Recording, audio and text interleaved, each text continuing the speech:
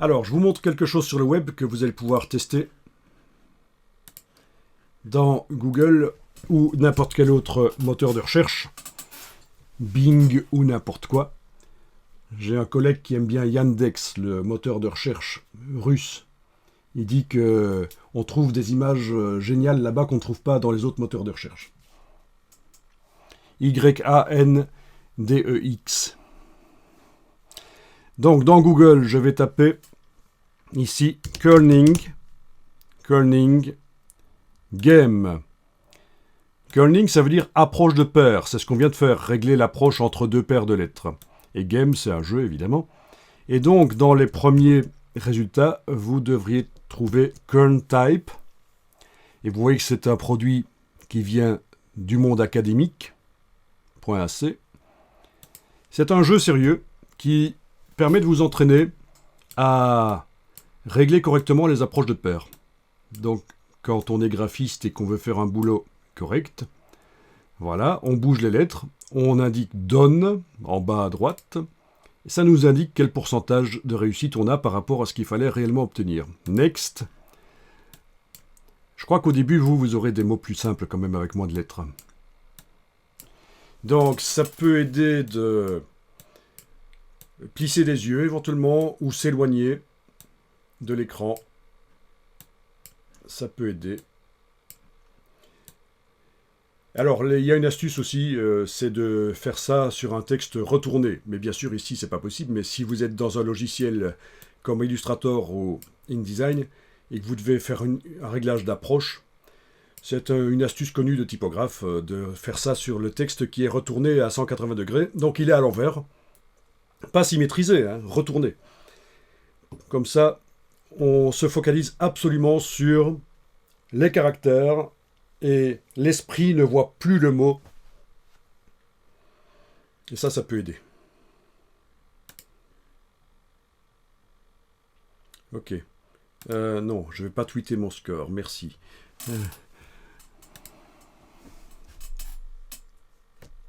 Oui, idéalement, ça pourrait être réglé dans la police de caractères.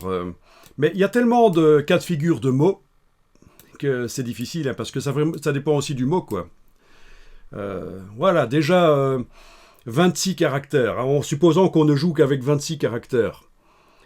Combien ça fait de combinaisons possibles de paires de lettres je sais pas, je suis pas mathématicien, moi, hein, même si j'ai fait des... Donc c'est visuellement qu'il faut regarder ça. Je pense que... j'ai fait des stats, mais c'était vraiment à un niveau secondaire.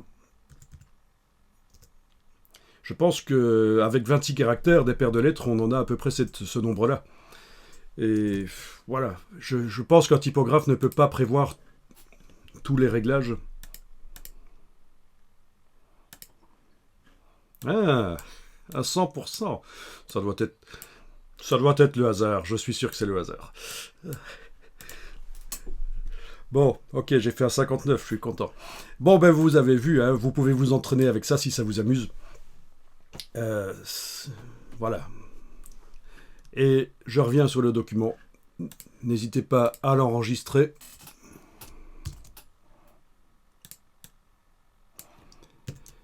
Donc, des grilles d'images. On peut en avoir plus, on peut mettre ça en couverture. C'est sympa. Voilà. Ah oui, mais j'ai pas fini au fait. Je vous montre. Ne le faites pas, je vous montre la suite. Le bloc. Regardez bien. Vous testerez ça plus tard. Le bloc, ici, de texte que je sélectionne avec la flèche de gauche. Je vais lui mettre une couleur de fond.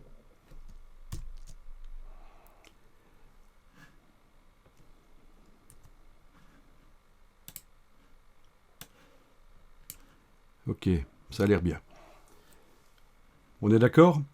Le texte, je vais lui mettre une couleur. Alors, bonne astuce.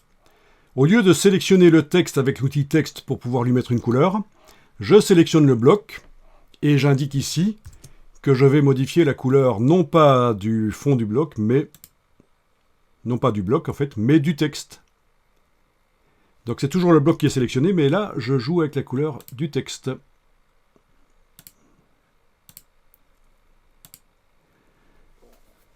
Voilà. Ça ne fonctionne évidemment que si on a... si vous avez plusieurs styles de paragraphes dans le bloc, ça... Oui, pour la couleur, ça va modifier tout, en fait. Tout ce qu'il y a dans le bloc. Hein. Vous voyez ce que je veux dire, hein. Si je joue... si j'essaie de faire ça sur le bloc ici d'à côté, qui contient un titre et un paragraphe, j'indique que je modifie la couleur du texte. Bien sûr, ça va modifier, ça va s'appliquer sur tout.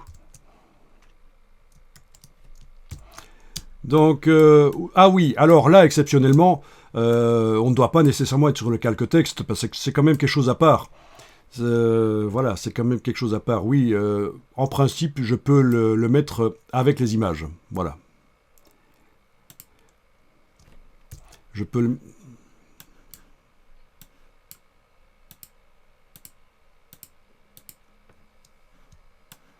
Alors, le titre la couleur du titre, bien sûr, on va faire un style de paragraphe pour les titres, parce que dans InDesign, les titres sont considérés comme des paragraphes. On va faire un style de paragraphe, et par le style, on pourra télécommander dans tout le document la couleur des titres, bien sûr. C'est pour ça que la couleur que vous choisissez au départ n'a pas d'importance. Ça peut être pourri, comme choix. Oui, évidemment, on va utiliser les styles, comme on peut le faire dans d'autres logiciels de mise en page. On a déjà fait un style pour le corps du texte. Ça veut dire que dans toutes les pages, là, à la fin de notre document, on pourrait d'un coup modifier l'espacement entre les paragraphes, la taille du caractère, l'interlignage, la couleur des caractères, mais il vaut mieux garder du noir, je vous l'ai dit, pour de petits caractères. C'est beaucoup mieux, sinon ça va devenir flou à l'impression. Mais voilà. Évidemment, les styles vont nous permettre de télécommander tout un document. Et ça, c'est bien. Donc c'est dans les styles de paragraphe. Menu texte, style de paragraphe. Voilà, je montre pour que tu vois. Vous n'avez pas besoin de le faire nécessairement. Avec la flèche de gauche, si je clique à côté de tout, à côté de la page, rien n'est sélectionné. Si on double-clique sur corps du texte ici à droite, ça ouvre la boîte. Les options de style de paragraphe pour corps du texte. La case aperçue, je peux la cocher. Je vais régler les différentes choses. Retrait, espacement. Je vais aller régler l'espace après, par exemple. Je vais mettre des espaces entre les paragraphes. Voilà, ça se voit. Je suis en train d'augmenter l'espace entre les paragraphes. Je suis passé de 2 à 7. Voilà, l'interlignage, je vais le diminuer. Ça va être dans format de caractère de base.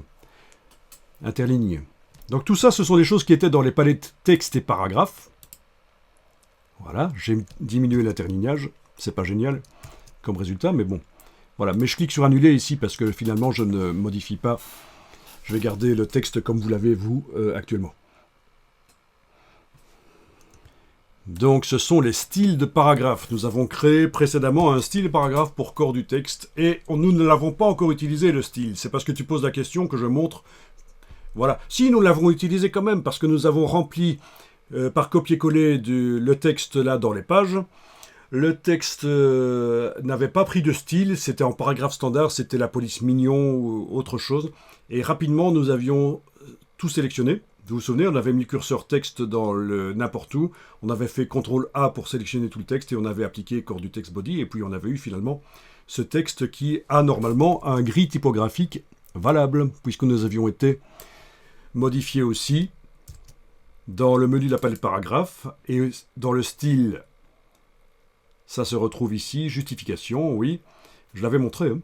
On a été modifié ici la souplesse qu'on a donnée pour la justification. Et donc, ce qu'il faut absolument comprendre, c'est que une fois que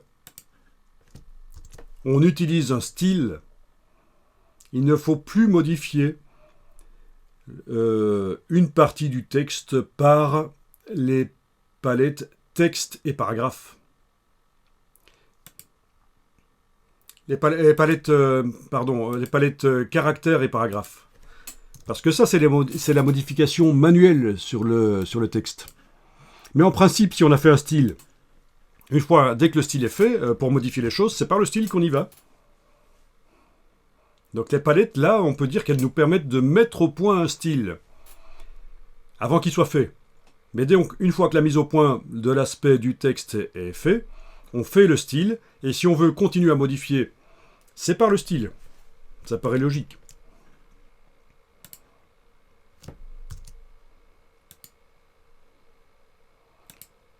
Ce serait une erreur. Mais, voilà. Il y a quand même une exception, et je vous montrerai. On peut quand même utiliser les palettes caractères et paragraphes, mais il faut savoir ce qu'on fait. Il faut connaître en fait une fonction qui s'appelle redéfinir le style. Mais on y viendra. Et c'est intéressant parce que c'est facile. Parce que dans le style, c'est quand même un peu parfois compliqué de s'y retrouver. Parce que c'est pas présenté comme dans les palettes. C'est la même chose, mais pas présenté comme dans les palettes. Et c'est pour ça que c'est pas toujours évident. Donc ça répond à ta question. Voilà. Oui, évidemment, on peut modifier la couleur d'un titre s'il utilise un style. Ce qui n'est pas encore le cas de ce titre-là. Ben c'est justement ce qui va être étudié pour la suite. Et après qu'on ait placé des images quand même. Après qu'on ait placé des images par-dessus le texte, ou dans le texte, les deux seront faits. On reviendra sur les styles.